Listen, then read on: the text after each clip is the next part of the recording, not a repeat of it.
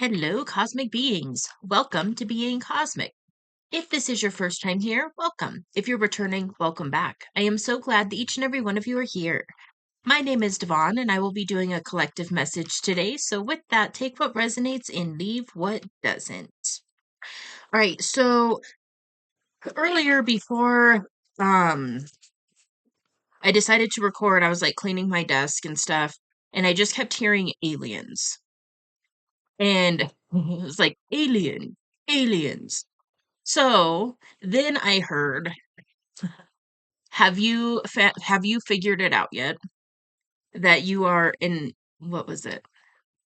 Have you figured it out that you have alien DNA and you're having a human experience? And then I also heard, have you figured out that you are an alien? So take it as it resonates. We're getting a little out there in this one. But it's all good. It's all fun. Um, so with that, I decided to use the Starseed deck. So we are going to see what wants to come out. So this message is going to be for those of you who either resonate as a starseed, or if you're here and you're watching this and you're resonating, if you clicked on this, you most likely are a starseed, whether you realize it or not. There's kind of some debate about it, but basically I could do a whole video on this, but basically what a starseed is it's a soul that originated in a different star system. So there's souls that have originated here on Earth, and then there's those of us that have souls that originated in different star systems. Um, and then we answered the call basically and chose to incarnate on Earth to help the ascension that's taking place at this time. So you might resonate with maybe being a Lyran starseed, a Pleiadian starseed, Sirius, Orion, Arcturian, Andromeda. There's a lot of them. But those are kind of the most common ones. Um, and the thing is too is depending. So like, okay, apparently I'm being called to go into this on this video. So if you originated in Lyra, if you look up like Lyran Starseed and you really resonate with that, but then you also resonate with Pleiadian characteristics, things like that, or Orion, or maybe you resonate with a lot of them.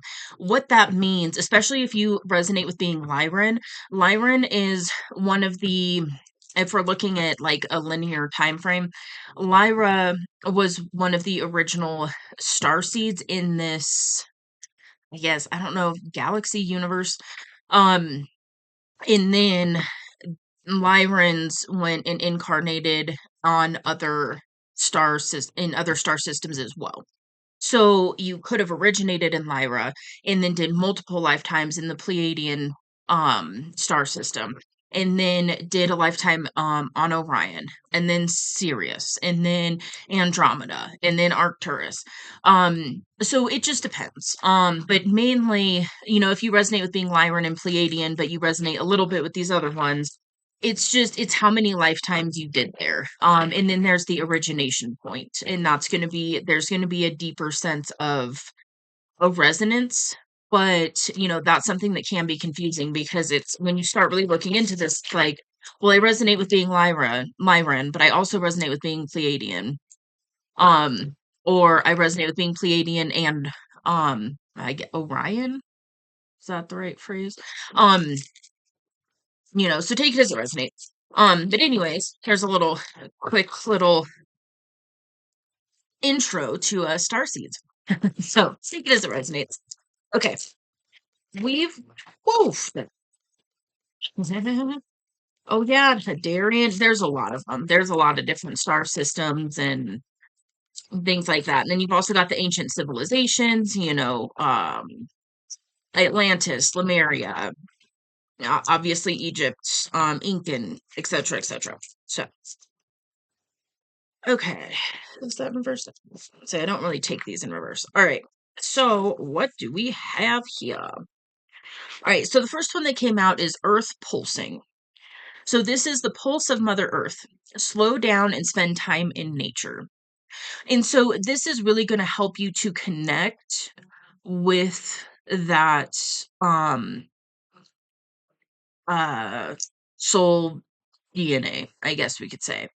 So spending time in nature, allowing yourself to just kind of be, that's going to help open up, and that also will help to activate some of these light codes.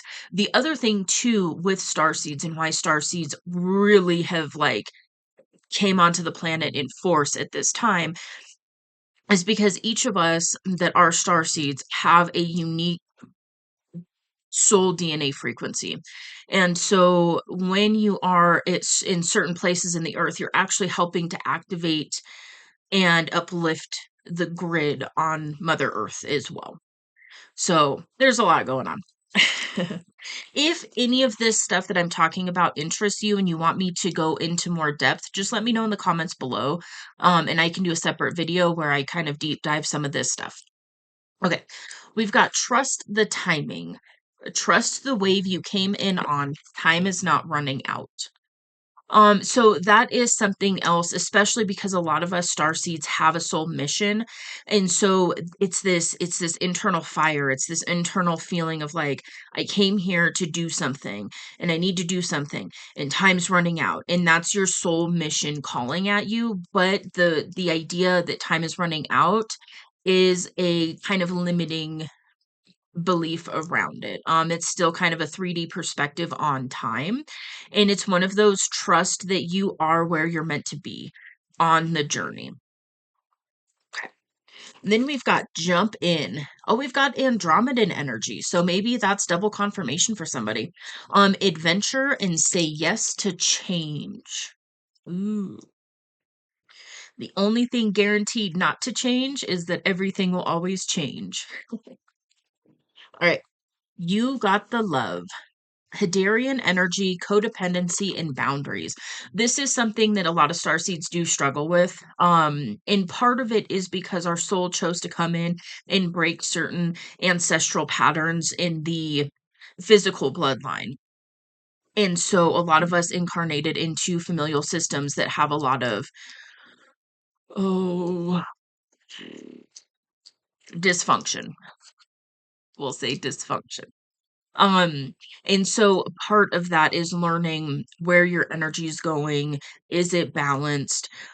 Is it, because the thing is too, is star seeds carry a very high frequency, and other people will subconsciously try and hook into that to kind of get a hit of the energy, because star seeds come in with a little less resistance in this human incarnation. And so our access to source is just, there's not as much gunk around it. So we can access source in a different way. So when you're pulling through that source energy, it's addicting, because what you're doing is you're activating other people to find that connection within themselves. But if they're not ready for it, they're going to try and plug into you to get that hit of energy, because they're not understanding that they have the ability and the capacity within themselves to access that energy. Okay. Then we've got Star Keeper. Ooh, and my heart just did a thing. So, like higher heart activation here. Cosmic Ancestor. Seed the light by staying grounded. And that really goes into what I was saying earlier with being in different places on Earth. Maybe you resonate with being a grid worker. That's where, if you've got that wanderlust spirit, that kind of nomadic spirit, you're called to travel, or you're called to be nomadic or something like that. That's indicative of being a grid worker. And oftentimes you'll be called to certain places because it's a dual activation. So it will, like, certain ancient sites and stuff will activate you, but then while you're there, it also helps to bring down your energy and activate certain places in the earth as well. Um, and staying grounded is really, really important, because the whole purpose is to bring that light energy into your body and then ground it into the earth. And that's where, like, learning about boundaries and setting these boundaries and making sure that you're not leaking energy everywhere, that's a big part of this journey, is to find those boundaries, especially because most star seeds have a desire to help people, to help animals to help the planet. And so because you just have this natural like helper type of an energy that can, that can land you in some hot water when it comes to other people. And it's mainly because of those subconscious energy pulling dynamics that I talked about a few minutes ago. So really do your best to make sure you're staying grounded. Protect your energy in whatever way that feels right to you. And just know that starseeds do carry a level of heavy divine protection, anyways. So you are protected. And sometimes when you are dealing with certain things, be it in the spirit realm or in the physical realm, and you're dealing with things that are draining your energy, it's also an initiation for you to learn more about your own energy and to get more in tune with it. And where is my energy going? Who do I get around and then I feel drained afterwards or tired, or which I guess is kind of the same thing, but tired or kind of like you just zone out. So those are kind of subtle signs that your body's letting you know that it's an unequal energetic exchange. So that's just something to be mindful of as well. And this is also people, places, and things. So this isn't just people. This is also environments. This is also physical items. Physical items hold energy. So if you have something in your home and every time you look at it, it brings you like a weird hang or something like that, maybe look at, donating or, regifting that item, because sometimes it's a physical, it's an energetic dissonance that is within that physical item. Um, so yeah. Well, that's Beauty Miss. More from there. Okay. Okay, okay. Oh, and then yeah, we'll do a sacred geometry activation in a minute. Um, is it two? Oh, it is two. Okay. We've got the Sea of Mintaka. So this is seeing potential in bringing unconsciousness to light. Okay. I'm being called to read this one. Let's see. Oh, and double mission, apparently. All right. Give me just a second. Let's see here. The Seas of Mintaka. 98. All right. So, with this one, basically the sole inquiry on this one is how can you see the potential in a situation you're facing? What unconscious patterns are being called to bring to light? Okay, for some of you, this has something to do with your throat chakra. So, for some of you, this could be healing a past life persecution wound so that you can speak your truth, so that you can come out of the spiritual closet more or less. For some of you, this is going to be communicating with another person. So this is about clearing the air, um, and really taking action on something that has been, I feel like it's been in your conscious awareness for a while now, and now you're being called to speak about it. So that's going to just vary for each of you. Take it as it resonates. And then we've got double mission. That was the other one I actually opened to you. So, Lightworker, Starseed, serve the world by being you. Um, so, Lightworker starseeds are mission and purpose oriented. Many have the feeling that time's running out and there's something they came here to do, create, or contribute. They're here to grow as souls individually, which is the individual mission, and also to contribute to the planet in some action oriented way, which is the collective mission. The collective mission is often answered through a career calling or by devoting their life to something bigger. Until they remember their collective mission, it can feel as if something's missing or that they're forgetting something important. It's also common for lightworker starseeds to feel that they're different and they may carry soul memories of being visible or sharing their voice. As such, they may protect themselves by dimming their light in order to fit in or by spending time in some sort of closet, such as a spiritual closet. Remember your collective mission and step into it more fully. You're being reminded that your role as a light worker is to light up the world with your presence. This doesn't have to be a great big thing or a decision you need to make. You also don't need to have a great big plan. If you resonate with being a light worker, all you need to do is work out what lights you up. This is going to be your passions and joys, and keep doing that. When you trust and follow the simple path of things that light you up and then lose yourself in the doing, you'll light up the world without even trying. Oh, that's beautiful. That is confirmation for a lot of what we were just talking about. So that's really cool. Okay. So, yeah, it's about really tapping into your soul mission. And once you tap into that soul mission and you start living it, even in small ways at first, it's really, really going to help relieve that pressure, that unsettledness. And then you'll really be able to kind of calm the calm the nervous system, anchor your energy in, and really kind of um, come online even more. More of your gifts and abilities will expand, and it's this beautiful feedback loop of positivity, basically. Okay. The seven star sisters. I think this is from the Pleiadian star system, actually. Birthing creations, tapestry of life and expression.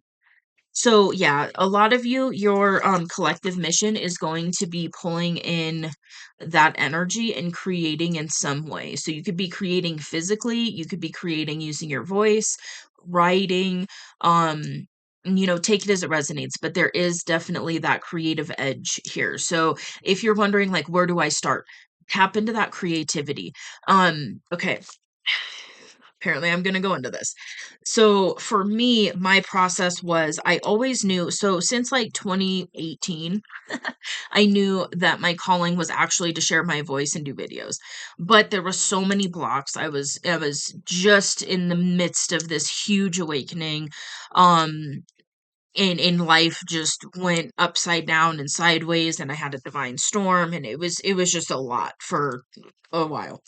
Um, but what I did was it was, um, really tapping into that creativity. So even though I knew eventually I was going to be doing this, basically, um, it was working with that creative energy that helped to clear a lot of those blocks, tap in. Sometimes a lot of times when you are creating, you're bringing down that pure source energy. You're in more of like that channeled state, and then messages and insights and things can come through. So for me, it was like it was painting, and then it was learning how to hand sew little felted things, and then learning how to needle felt, and doing all of these other like creative things. And then I started a couple other businesses and just ran into blocks, block after block after block with those other businesses because that wasn't actually what I was being called to do, but it was getting that creative energy moving. It was tapping into that energy that really helped to snowball into this basically. Um and the last one that I really did was I made jewelry, and started that and had a jewelry store for a little bit and was looking at doing markets and things like that. And there was just always like issues with trying to get that off the ground. And it's because this is what I was actually being called to do. So that's one of those things. If you're feeling called to do something but it feels too big right now, let it go and keep it in the back of your mind, and then tap into that creative energy in whatever way it is for you. I used to dance a lot, and when I shifted into these other creative things, it's because I had an injury and couldn't dance. um and then singing and stuff too. So uh, there was a lot there was just a lot going on with all of it. But um that's another thing you can do. Dance, move. That helps to move the energy. It helps to release blocks in the body. It helps to release stored stuff in the body. It's really, really beneficial. Um, Singing, speaking, writing. all of that stuff. So it doesn't have to be like crafty stuff or actually like creating physical, like art, painting or pottery or something. So, anyways, what's the next card? I remember soul plan, the fated life versus the destiny life. Okay, interesting. Being called to read it. All right. I remember. What are you being called to do to surrender to your soul's plan? There was a moment before you were born when you chose the conditions of the life you're living right now, when you plotted out these exact moments along the timeline of your life. We live in a world of free will, and therefore these moments become our destiny only through saying yes. The fated life is the one we were born into. Destiny life is the one our soul chooses, and it takes courage and faith. Um, you pulled this card because you're likely now face to face with the choice to follow the destiny life over the fated life, to trust the path your soul is calling you toward, and to remember that this moment was prearranged on your life's timeline. You may find yourself at a crossroads, at a moment when you're being called to make a decision to keep walking the perfectly laid out path before you or choose the one less traveled. You may be facing a change of career, a new relationship, a difficult decision, or something else that requires courage and faith. You're being invited to remember your soul's greater plan and to surrender to it. When you're confronted with a path that's undefined, it's normal for doubt to rear its head. In fact, this is a certain sign that you're facing your soul's greater plan. Every hero in his or her life journey comes eye to eye with doubt. The only way around it is through it. It's all part of the larger plan. And this is interesting because there has been a lot of the crossroads energy coming up for the collective for the past few months now, actually. So I feel like you really are at the crossroads, and this is just extra confirmation. Maybe this entire message for you is presenting it in a different way to really kind of give your human self that extra push to choose the soul path. And that's a beautiful way of explaining how I word it, where it's, the safe path versus the scary path. But you can feel the difference because that safe path, which in this definition is the faded path, that's the one where it feels a little stagnant. It feels like something's missing. It feels like something's not quite right. It doesn't matter how many resources you have or anything like that, there's always something that is going to be missing because it's your soul calling that is missing. It's connecting with your soul and then in living that mission. That is what is missing. And so what it requires you to do is take this massive leap into this giant, scary, unknown place. But you'll be caught by the divine. Like it's safe to take this leap. Um, yeah. Okay, and what is the last one? Whale and Orca Elders. Share your song, frequency of sound, and diving deep. So that explains. Okay, so for some of you, maybe you are a musician or you really resonate with music. Maybe you make music, maybe you are a songwriter, maybe you sing or rap or dance or, mix music, like maybe DJ stuff, whatever it is. Um, Definitely pay attention to that. If you are being called into that, there's something there for you. There's something in alignment with your soul mission. There also, when I looked at this card, you may have a resonance with the ocean, or just water in general. So if you do have that resonance, um, make sure that you are listening to that and actively work with the element of water. Um, you can do a spiritual shower, a spiritual bath, obviously get into the ocean if you're able to, even a river, waterfall, lake. Um, yeah, there's definitely something with the frequency of water helping the frequency of you that is going to help in this activation and also this kind of clearing some of the density that you've picked up just from being a human and living a human life, so it'll help kind of clear that as well. Okay. Anything else from that one? Nope. Right. So I also pulled out the Sacred Geometry Activation Oracle. So I haven't used this one in a while. So we're gonna see what activations would like to come through for you. When I hold up the cards for this one, hopefully it'll pick it up decent on the camera. When I hold up the card, it has sacred geometry on there. And so I'll hold it up, and if you want to pause, if you look at it, it can actually activate you. So, little side note. But there's also activations in my voice, and so when I'm talking about it, you can receive those activations that way if you're unable to actually pause it and stare at the activation. All right.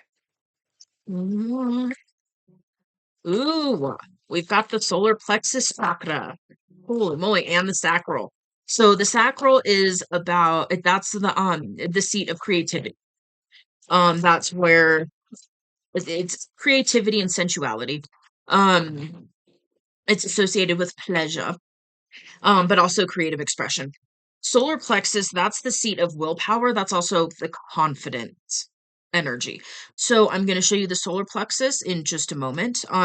It supports our sense of self, our personal power, and our willpower, as well as our knowing of who we are and what our contribution is to the whole. So hopefully that comes up.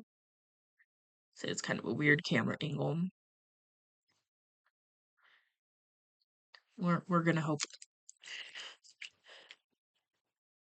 And then the sacral. So, the color of the solar plexus is yellow.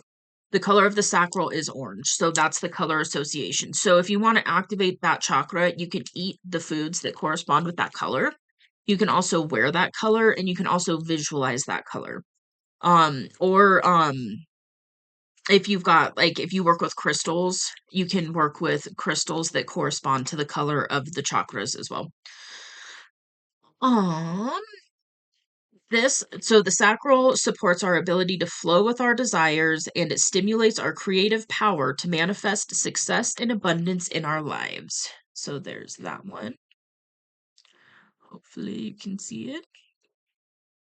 And then we've got soul time. Okay.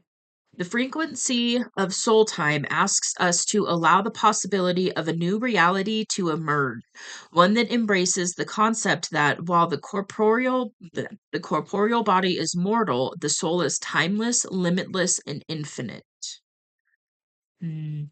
So I feel like this one's coming out right now to help you to activate that soul-led path,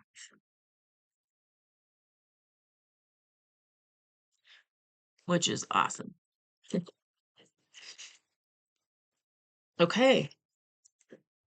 Anything else? Is that it for today? Okay. Well, with that, I feel like that is the end of the message. So I'm going to go ahead and leave this here. I hope this helps. If this resonates, definitely let me know in the comments below. And just remember, you're here for a reason. You came here for a reason, and you have a unique soul frequency that the earth really can use right now. So just remember that. Like, no pressure, but you know, pick the soul path. That's my recommendation. It's very rewarding. Um, it's exciting. It's life will never be the same again. I can tell you that. And there's interesting surprises that come up on the path too, and in very unexpected and beautiful ways. So just know that as well. Alrighty.